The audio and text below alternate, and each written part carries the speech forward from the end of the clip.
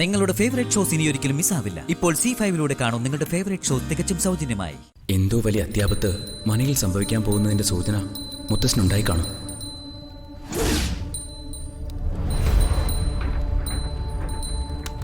മുത്തശ്ശ,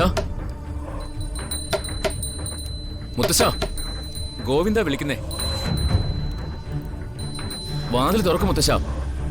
മുത്തശ്ശ, മുത്തശ്ശ, ഒന്ന് വാതിൽ തുറക്കും മുത്തശ്ശ.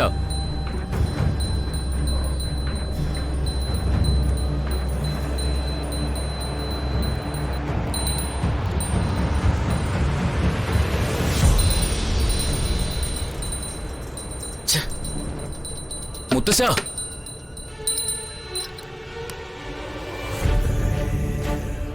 മുത്തശ്ശ,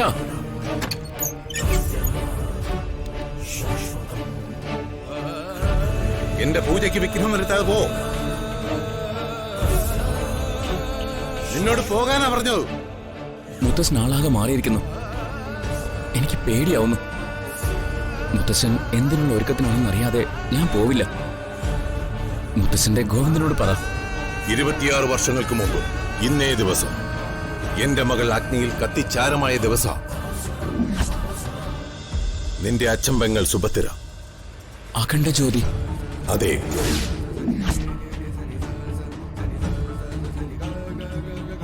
അന്ന് എനിക്ക് എന്റെ മകളെ നഷ്ടമായി.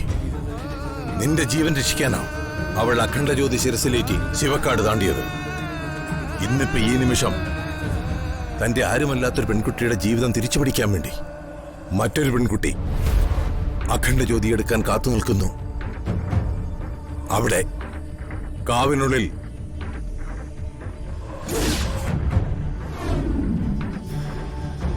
സ്വാതിക്ക് വേണ്ടി ലക്ഷ്മി അഖണ്ഡ ജ്യോതിയുമായി ശിവക്കാട് കയറാൻ നിൽക്കുന്ന കാഴ്ച കണ്ടിട്ടാ ഞാൻ വരുന്നത്.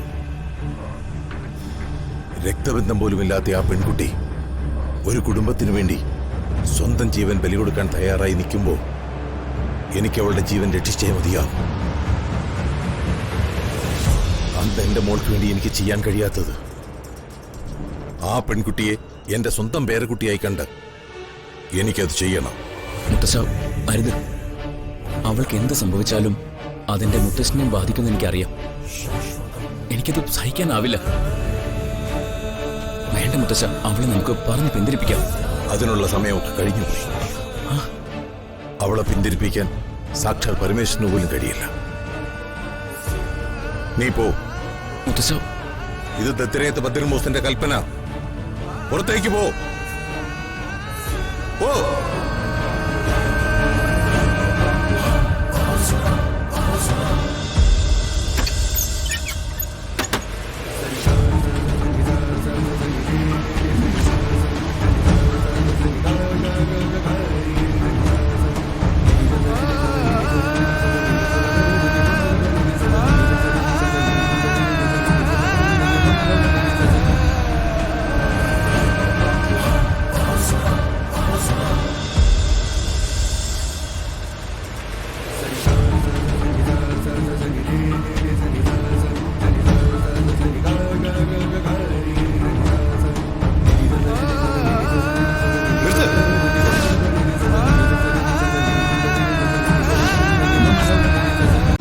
ഡൗൺലോഡ് ചെയ്യൂ C5 ആപ്പ്. കാണൂ എല്ലാ എപ്പിസോഡുകളും സൗജന്യമായി.